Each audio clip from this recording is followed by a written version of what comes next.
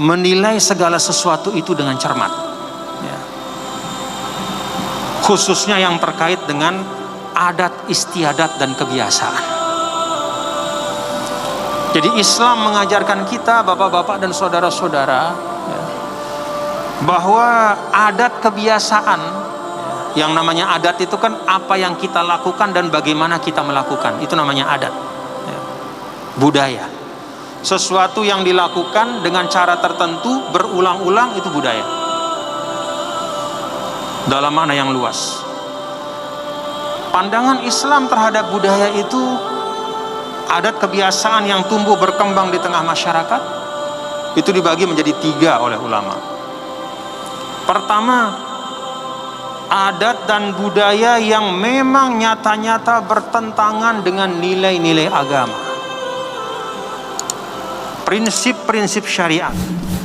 Maka posisi dari agama Islam, tuntunan agama adalah eliminasi, dihapuskan. Nah, yang dihapuskan itu ada yang dalam 2 bentuk, sekaligus atau bertahap.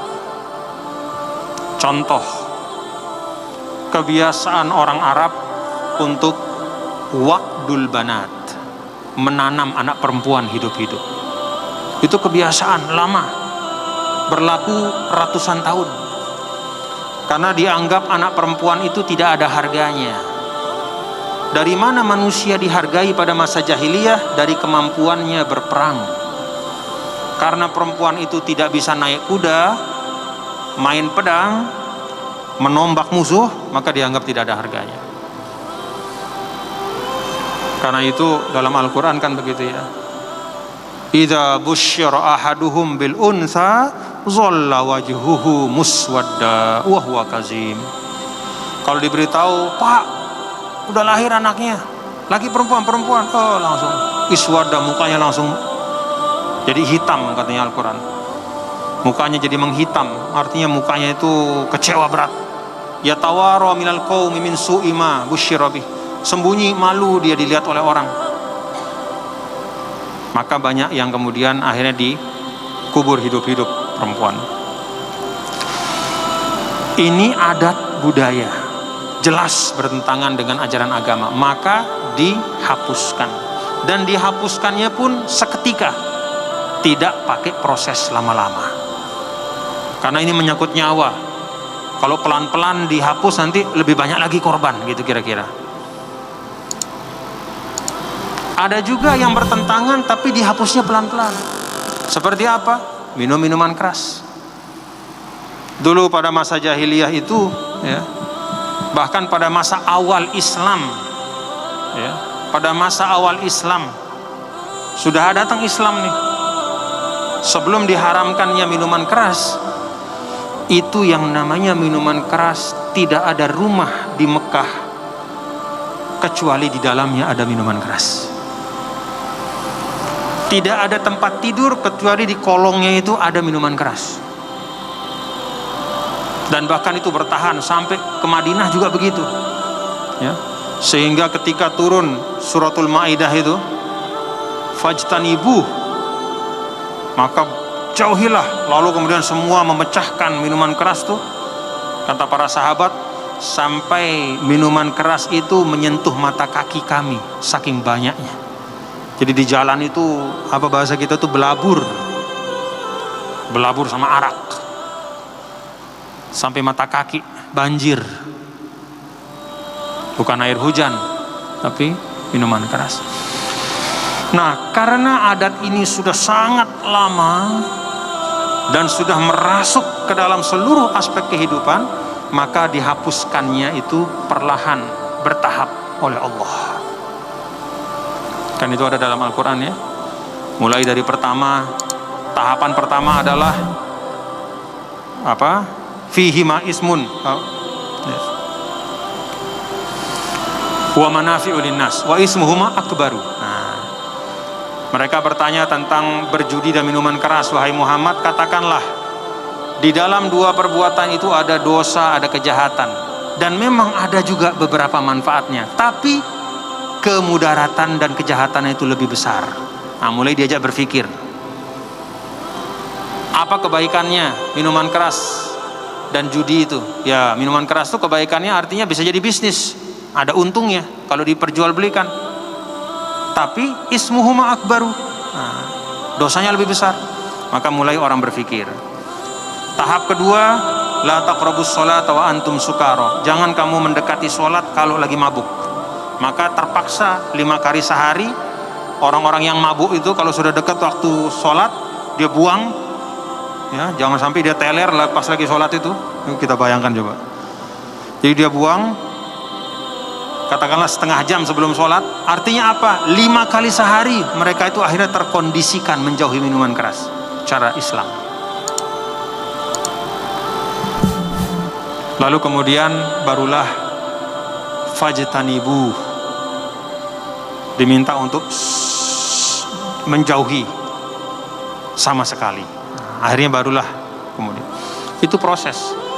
Jadi adat budaya yang bertentangan dengan prinsip-prinsip agama, ya bertentangan dengan nilai-nilai Islam itu, posisi Islam apa? Dihapus seketika maupun bertahap. Yang kedua, adat kebiasaan yang sebenarnya mengandung nilai yang mulia, tetapi ada penyimpangan di dalamnya. Apa contohnya? Nusratul qabilah, membela keluarga atau membela suku zaman dulu. Zaman jahiliyah itu kalau ada anggota suku itu melakukan suatu kezoliman, katakanlah membunuh orang, lalu dia kembali ke sukunya, maka dia akan dilindungi oleh sukunya itu.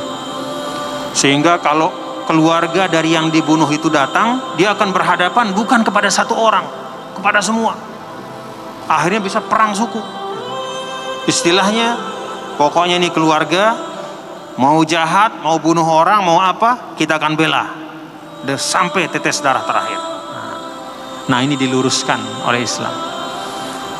Ya, jadi ditakdil, direvisi, ya, dievaluasi, direvisi dan dikoreksi.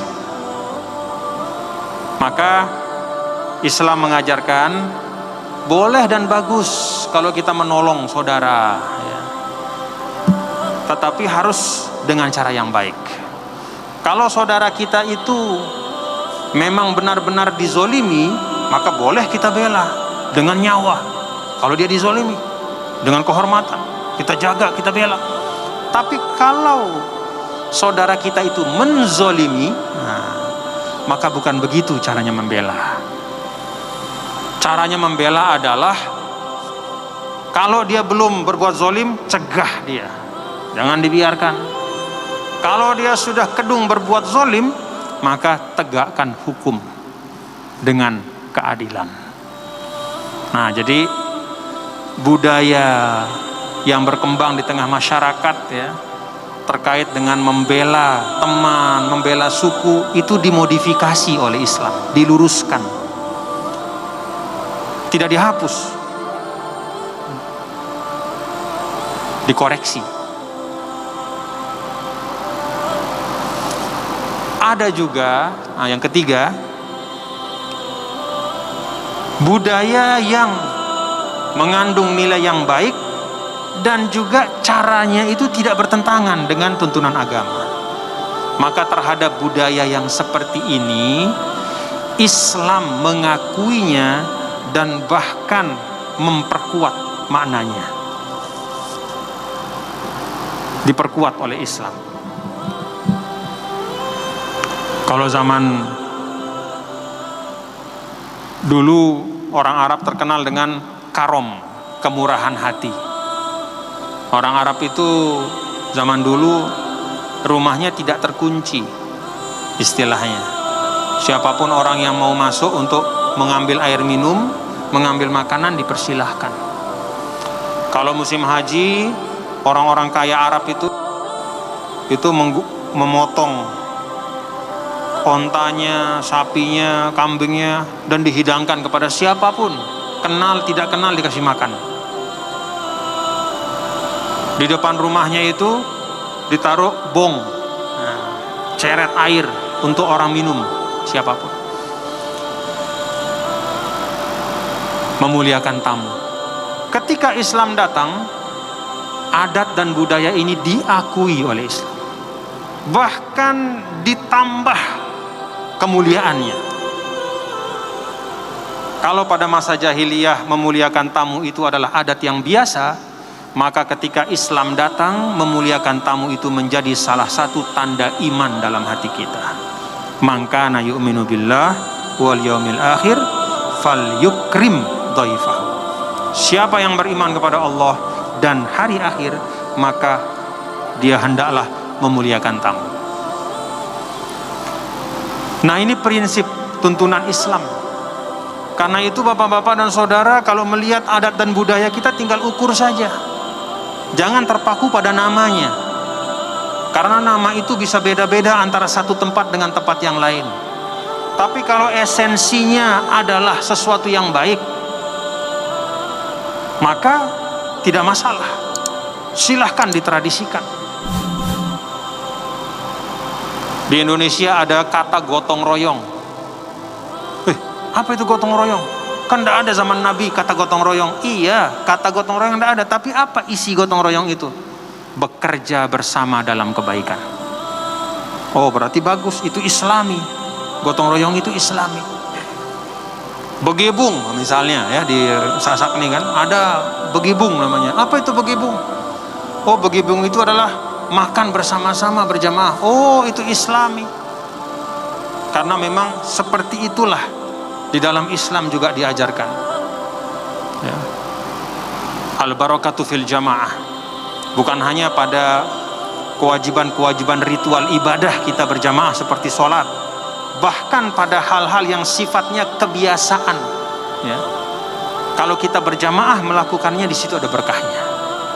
Termasuk misalnya makan sendiri sama makan bareng-bareng sama teman ya, bersama-sama bersuka cita, itu beda. Ada berkahnya dalam kebersamaan. Nah, jadi ayat ini mengajarkan kita ya, pada saat sahabat itu merasa, aduh, ini kok sama dengan perbuatan pada masa jahiliyah. Oh, hati-hati. Nah, diingatkan oleh Al-Quran ya, itu bukan termasuk perbuatan jahiliyah. Itu adalah warisan dari agama Ibrahim. Itu bagian dari tauhid ya. Dengan kata lain, ayat ini juga adalah satu pengingat dari Allah Subhanahu wa taala kepada kita semua. Kan kita ini hidup bermasyarakat ya. Jadi kalau kita lihat ada kebiasaan-kebiasaan, silahkan ukur dengan ukuran syariat. Kalau kebiasaan itu mengandung nilai-nilai yang baik ya, maka silahkan. Kalau kebiasaan itu niatnya baik, tapi ada sesuatu yang kurang baiknya itu hilangkan ya. Jangan perbuatannya itu langsung dianggap tidak baik ya. Kalau ada penyalahgunaannya itu yang dihilangkan. Nah, jadi kira-kira paham kan ya, misalnya kalau ada pembicaraan bagaimana hukum wayang dalam Islam, mengerti kan ya dari apa yang saya sampaikan? Silahkan nilai bukan dari namanya, tapi apa sih hakikatnya. Kalau wayang itu adalah satu medium ya, dengan tokoh-tokohnya itu mencerminkan, katakanlah suatu kisah pertarungan antara hak dan yang batil, lalu terakhir yang menang adalah yang hak. Yang batil itu walaupun dia kuat, dia hebat, tapi dia jatuh, kalah. Apa artinya? Berarti itu bisa jadi medium dakwah. Ya tentu saja nggak usah. Kalau misalnya ada sebagian apa istilahnya ya, berwayang itu misalnya di sebagian tempat ada ritual yang aneh-aneh ya, nggak usah pakai ritualnya. Pertunjukan wayangnya saya tidak masalah. Dengan syarat tadi ya, jangan sampai kemudian berwayang tapi nggak sholat. Nah itu salah ya, bukan wayangnya yang salah, nggak sholatnya gitu. Jadi sesuatu yang mubah dan boleh bisa bergeser hukumnya menjadi haram kalau kita gara-gara melaksanakan yang mubah itu meninggalkan sesuatu yang wajib. Makan halal, makan dari awal zuhur sampai akhir zuhur. Itu suapan pada saat masuk asar itu haram. Kenapa? Meninggalkan yang wajib. Oh, ini boleh terus. Setengah 12, setengah 1, setengah 2, setengah 3, Allah berubah hukumnya. Suapan yang semula mubah itu nyuap dia pada saat azan, nah itu sudah berubah hukumnya makan di situ. Jadi bukan makannya yang salah, tapi meninggalkan kewajiban. Bukan wayangnya yang salah, nggak sholatnya yang salah. Jadi banyak sekali kebiasaan yang baik di tengah masyarakat, yang kalau kita melaksanakannya sesuai ukurannya dia baik. Tapi kalau berlebihan, yang namanya segala sesuatu yang berlebihan itu pasti tidak baik.